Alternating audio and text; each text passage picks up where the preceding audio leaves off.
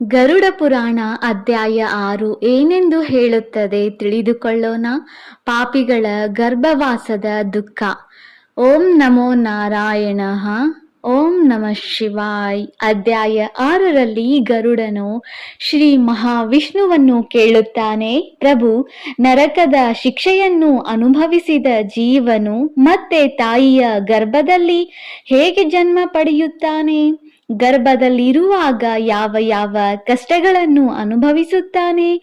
ಆಗ ಶ್ರೀ ವಿಷ್ಣು ಈ ರಹಸ್ಯವನ್ನು ವಿವರಿಸುತ್ತಾನೆ. ಈ ಅಧ್ಯಾಯದ ಮುಖ್ಯ ವಿಷಯವೆಂದರೆ ಗರ್ಭವಾಸದ ನೋವು ಮತ್ತು ಕರ್ಮಫಲ. ಶಕ್ತಿಯುತ ಕತೆ.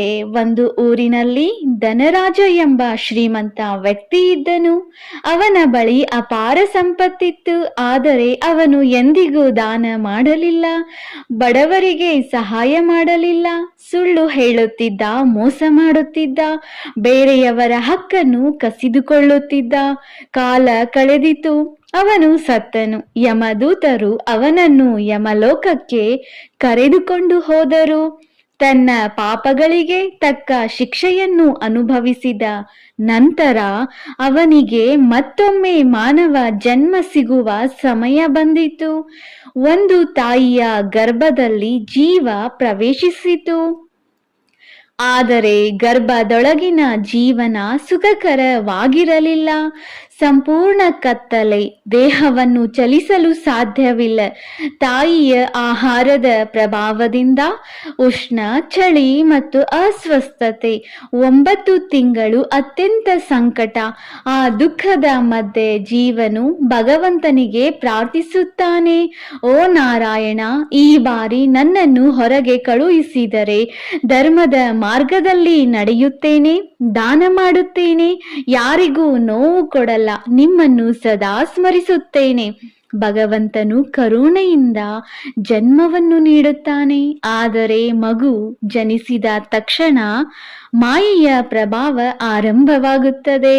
ಬೆಳೆಯುತ್ತಾ ಬೆಳೆದಂತೆ ಲೋಕದ ಆಸೆ, ಹಣ, ಅಹಂಕಾರ, ಕಾಮ, ಕ್ರೋಧ ಇವುಗಳ ಹಿಂದೆ ಓಡಿ ಗರ್ಭದಲ್ಲಿ ಮಾಡಿದ ಸಂಕಲ್ಪವನ್ನೇ ಮರೆತು ಬಿಡುತ್ತದೆ. ಹೀಗೆ ಮತ್ತೆ ಪಾಪ ಮಾಡುತ್ತದೆ. ಮತ್ತೆ ಮರಣ, ಮತ್ತೆ ಯಮಲೋಕ, ಮತ್ತೆ ಜನ್ಮ. ಇದೇ ಸಂಸಾರದ ಚಕ್ರ. ಈ ಅಧ್ಯಾಯದ ಸಂದೇಶ: ಮಾನವ ಜನ್ಮ ಅತ್ಯಂತ ಅಪರೂಪ. ಪಾಪದ ಫಲವನ್ನು ಯಾರೂ ತಪ್ಪಿಸಲು ಸಾಧ್ಯವಿಲ್ಲ. ಗರ್ಭದಲ್ಲಿಯೇ ಜೀವನು ಭಗವಂತನನ್ನು ನೆನಪಿಸಿಕೊಳ್ಳುತ್ತಾನೆ.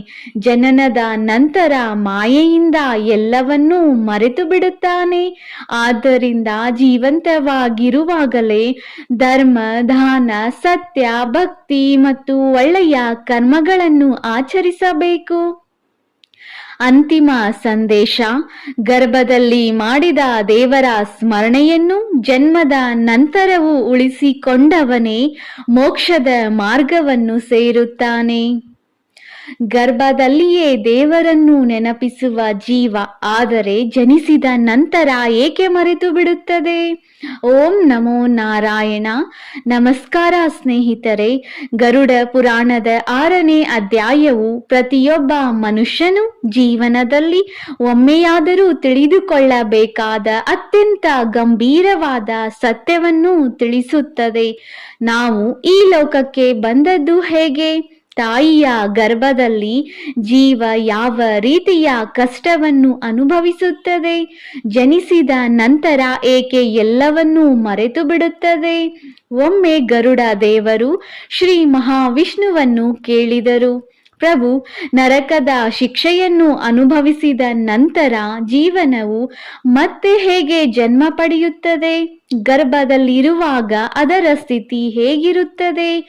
ಆಗ ಶ್ರೀ ಮಹಾವಿಷ್ಣು ಒಂದು ಮಹತ್ವದ ರಹಸ್ಯವನ್ನು ತಿಳಿಸಿದರು.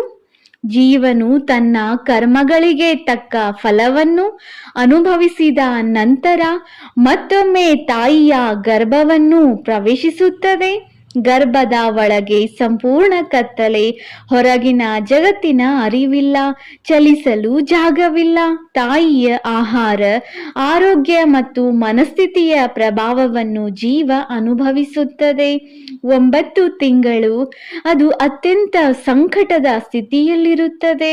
ಆ ನೋವಿನ ನಡುವೆ ಜೀವನು ಹೃದಯಪೂರ್ವಕವಾಗಿ ಭಗವಂತನನ್ನು ಪ್ರಾರ್ಥಿಸುತ್ತದೆ. ಓ ನಾರಾಯಣ, ಈ ಬಾರಿ ನನ್ನನ್ನು ಸುರಕ್ಷಿತವಾಗಿ ಜನ್ಮ ಕೊಡಿಸಿದರೆ ನಾನು ಧರ್ಮದ ಮಾರ್ಗದಲ್ಲಿ ನಡೆಯುತ್ತೇನೆ, ಯಾರಿಗೂ ಅನ್ಯಾಯ ಮಾಡುವುದಿಲ್ಲ, ಸತ್ಯವನ್ನೇ ಮಾತನಾಡುತ್ತೇನೆ, ದಾನ ಮಾಡುತ್ತೇನೆ, ನಿಮ್ಮನ್ನು ಎಂದಿಗೂ ಮರೆಯುವುದಿಲ್ಲ. ಭಗವಂತನು ಕರುಣೆಯಿಂದ ಆ ಜೀವಿಗೆ ಮಾನವ ಜನ್ಮವನ್ನು ನೀಡುತ್ತಾನೆ. ಆದರೆ ಮಗು ಈ ಲೋಕಕ್ಕೆ ಬಂದ ಕೂಡಲೇ ಮಾಯೆಯ ಪ್ರಭಾವ ಆರಂಭವಾಗುತ್ತದೆ.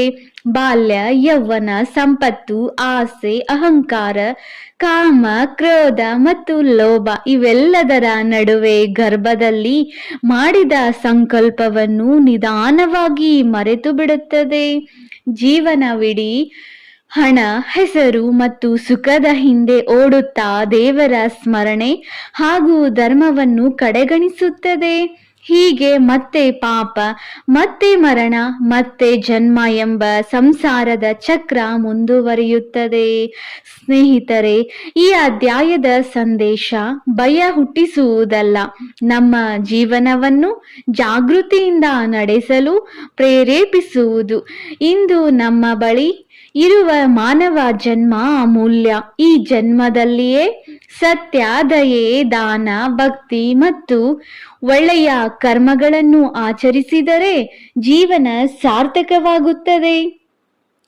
ಪ್ರತಿದಿನ ಕೆಲವೇ ನಿಮಿಷಗಳಾದರೂ ದೇವರ ಸ್ಮರಣೆ ಮಾಡಿ, ಯಾರಿಗಾದರೂ ಸಹಾಯ ಮಾಡಿ, ಸತ್ಯವನ್ನು ಪಾಲಿಸಿ.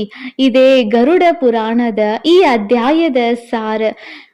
ಈ ವಿಡಿಯೋ ನಿಮಗೆ ಇಷ್ಟವಾದರೆ ಲೈಕ್ ಮಾಡಿ, ನಿಮ್ಮ ಸ್ನೇಹಿತರೊಂದಿಗೆ ಹಂಚಿಕೊಳ್ಳಿ ಹಾಗೂ ಇಂತಹ ಆಧ್ಯಾತ್ಮಿಕ ವಿಷಯಗಳಿಗಾಗಿ ನಮ್ಮ ಚಾನಲ್ ಅನ್ನು ಸಬ್ಸ್ಕ್ರೈಬ್ ಮಾಡಿ.